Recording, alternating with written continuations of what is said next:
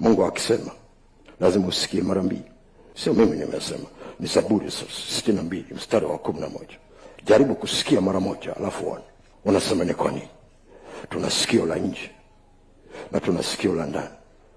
Kusikia tu kwa sikio la nje, usisikie la ndani, kuna kitu utapata. Biblia inazungumza juu ya mtu ya kwamba ni roho, anayo nafsi, anakaa ndani ya mwili au anaishi ndani ya mwili. Roho ya mtu jumlisha nafsi yake, unapata mtu wa ndani. Saa ingine Biblia imemtafsiri kama moyo. Ukisikia Biblia inazungumza juu ya moyo, ni roho jumlisha nafsi. Mtu anapokufa, roho na nafsi vinaendaga pamoja, vinaweza vikamkatalia mwili. Kwa nini? Kwa sababu kufuatana na Biblia, mwili umekataa kwenda mbinguni, hautaki kuticha Mungu, hauna mpango. Tunakaa nao tu kwa sababu tumeachiwa tuvae kama jezi ya kufanyia kazi huku duniani, ya kuishia huku duniani.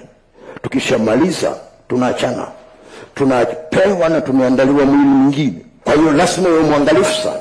Yule mtu wa ndani anaonekana kama mtu wa nje. Unaweza kumtambua mtu wa ndani kwa sababu unajua picha ya mtu wa nje. Unasema unajuaje? Kasome habari za tajiri na Lazaro na Ibrahim. Kasome Biblia yako. Kwingine kote Yesu alikuwa anatoa mifano, lakini yule haukuwa mfano. Inasema palikuwepo.